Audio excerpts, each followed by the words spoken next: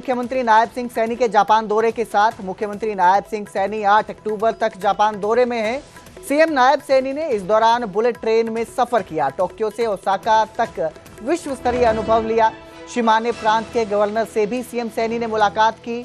IT, electronics और कृषि सहयोग को लेकर चर्चा की गई। इसके साथ गीता महोत्सव और औद्योगिक कार्यक्रमों का भी निमंत्रण दिया गया। आपको बता दें 5 से 8 अक्टूबर तक जापान दौरे पर हैं मुख्यमंत्री नायब सिंह सैनी और इस दौरान निवेशकों से वो मुलाकात करेंगे और उन्हें निमंत्रण देंगे हरियाणा में निवेश करने के लिए। तो मुख्यमंत्री नायब सिंह सैनी जापान दौरे पर हैं। 5 अक्टूबर से जापान दौरे पर हैं। 8 अक्टूबर तक जापान में निवेशकों से मुलाकात करेंगे। कल मुख्यमंत्री नायब सिंह सैनी ने कल भी कई निवेशकों के साथ मुलाकात की, बैठक की और उन्हें निमंत्रण दिया हरियाणा में निवेश करने के लिए। इसी के साथ मुख्यमंत्री ने आईटी, इलेक्ट्रॉनिक्स और कृषि सहयोग को लेकर भी चर्चा की है निवेशकों से। गीता महोत्सव और औद्योगिक कार्यक्रमों का निमंत्रण दिया है। तो 8 अक्टूबर तक जापान दौरे पर हैं मुख्यमंत्री नायब सिंह सैनी।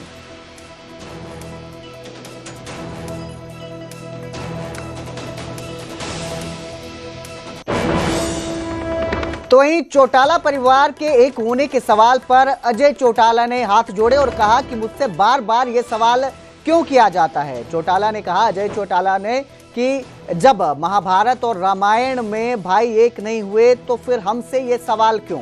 तो ये एक बार फिर से जो परिवार है उसमें मनमुटाव को लेकर जब सवाल पूछा गया और एक होने की बात की गई तो अजय चौटाला ने हाथ जोड़े और कहा कि बार बार ये सवाल मुझसे क्यों किया जाता है। इसके साथ ही उन्होंने विपक्ष के नेता भूपेंद्र सिंह हुड्डा पर भी तंज कसा और कहा कि वो एक्सपायरी दवा से कांग्रेस का भला नहीं होगा। अजय चौटाला का ये बयान सामने आया है जब परिवार एक होने की बात की गई, तब वो हाथ जोड़ते नजर आए।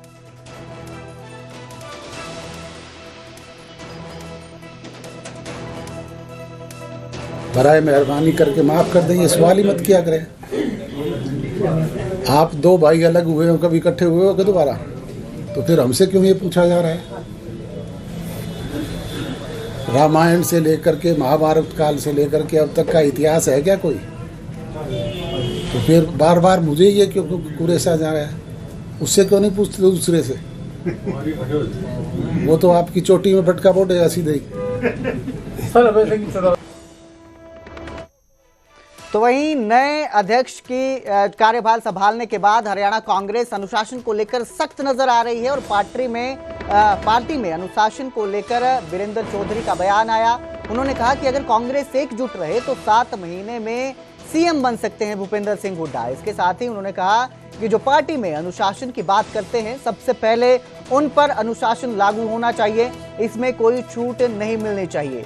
चौधरी वीरेंद्र सिंह ने बीजेपी पर भी निशाना साधा और कहा कि बीजेपी लोगों में विश्वास खो चुकी है, बीजेपी ने समाज को बांटने की कोशिश की है। तो आपको बता दें राव नरेंद्र नए अध्यक्ष बने हैं हरियाणा कांग्रेस के, जिन्होंने कल कार्यभार संभाला और इस दौरान चौधरी वीरेंद्र का यह बयान सामने आया और कहा कि अगर कांग्रेस एकजुट हो जाए तो 7 महीने में भूपेंद्र सिंह हुड्डा सीएम बन सकते हैं।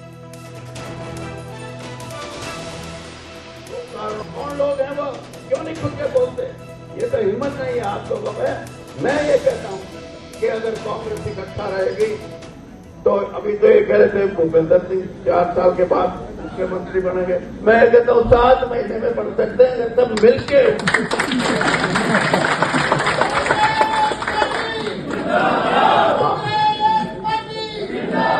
भारतीय जनता पार्टी अगर हरियाणा की कांग्रेस लोगों में जाके इकट्ठा होने का संदेश दे दे तो ये राज करने की इनकी शक्ति ही खत्म हो जाएगी। ये भागने की कोशिश करेंगे कि छोड़ो हरियाणा गया। कौन लोग हैं वो, क्यों नहीं खुल के बोलते, ये तो हिम्मत नहीं है आप लोगों में। मैं ये कहता हूँ कि अगर कांग्रेस इकट्ठा रहेगी तो अभी तो ये कह रहे थे भूपेंद्र सिंह 4 साल के बाद मुख्यमंत्री बनेंगे, मैं कहता हूँ 7 महीने में बन सकते हैं सब मिलके।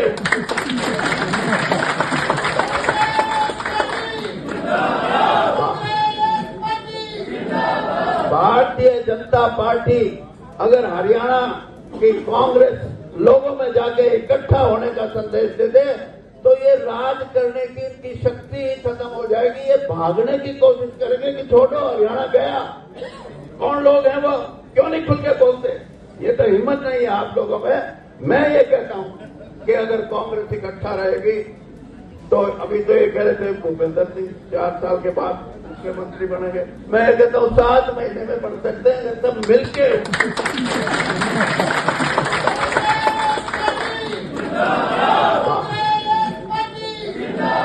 भारतीय जनता पार्टी अगर हरियाणा की कांग्रेस लोगों में जाके इकट्ठा होने का संदेश दे दे तो ये राज करने की इनकी शक्ति ही खत्म हो जाएगी। ये भागने की कोशिश करेंगे कि छोड़ो हरियाणा गया। वहीं हरियाणा कांग्रेस अध्यक्ष राव नरेंद्र की ताजपोशी के दौरान हंगामा देखने को मिला। पूर्व सांसद कैलाशो सैनी के साथ धक्का मुक्की की तस्वीरें सामने आई। स्टेज पर जाने से कांग्रेस कार्यकर्ता उन्हें रोक रहे थे। महिला के साथ बदतमीजी के दौरान विधायक हंसते हुए नजर आए।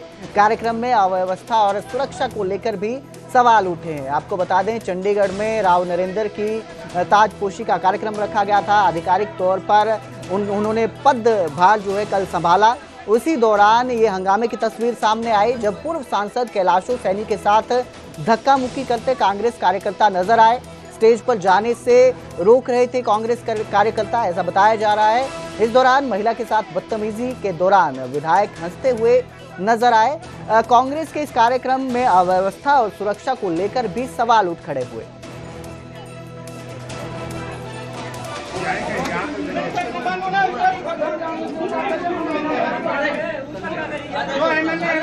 बाकी से मत जानते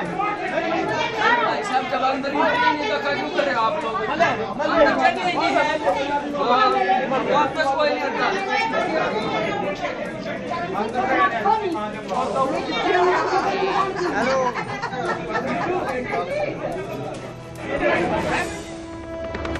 गुटबाजी को लेकर हरियाणा कांग्रेस अध्यक्ष का बयान भी सामने आया है। राव नरेंद्र ने कहा कि कांग्रेस में कोई गुटबाजी नहीं है, सबको साथ लेकर चलने की उन्होंने बात कही।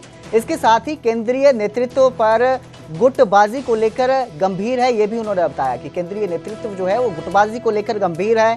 कांग्रेस नेताओं से ग्राउंड पर काम करने की अपील की और कहा कि बीजेपी से लोग दुखी हैं, अब परिवर्तन चाहते हैं। तो गुटबाजी को लेकर कांग्रेस हमेशा चर्चा में रहती है और हमेशा कांग्रेस के अंदर गुटबाजी नजर आती है। इसी पर नवनियुक्त अध्यक्ष हरियाणा कांग्रेस के राव नरेंद्र ने कहा कि कांग्रेस में कोई गुटबाजी नहीं है, सबको एक साथ लेकर चलने की बात कही है। इसके साथ ही बताया कि जो केंद्रीय नेतृत्व है वो भी गुटबाजी को लेकर गंभीर है।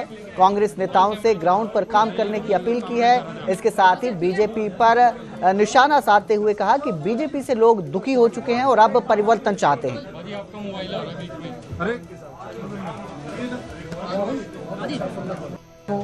अभी एक बहुत अच्छी बात कही हमारे आदरणीय भूपेंद्र सिंह जी ने कि भाई मतभेद हो सकता है लेकिन मनभेद नहीं होना चाहिए। तो इसलिए कोई गुटबाजी की बात नहीं है। आज के दिन सबका लक्ष्य एक ही है, सबका लक्ष्य एक ही है और हमारी सबकी अगर है तो कांग्रेस है और कोई गुट है तो कांग्रेस है। हम सब कांग्रेस के सिपाही हैं, कांग्रेस कार्यकर्ता है। पिछली बातों को बुला करके आपसे भी कहूंगा, पहले पत्रकार भाई एक सवाल करते थे, संगठन कब बनेगा, संगठन कब बनेगा। हम संगठन बन गया, जिला अध्यक्ष बन गए, प्रदेश अध्यक्ष बन गए, सीएल लीडर बन गए। अब वो नई बात है, गुटबाजी वाली बात आ गई, कोई दूसरी कोई यात्रा की बात ले आएगी। हमें पॉजिटिव सोच रखना चाहिए। आप हमारे चौथा स्तंभ हो।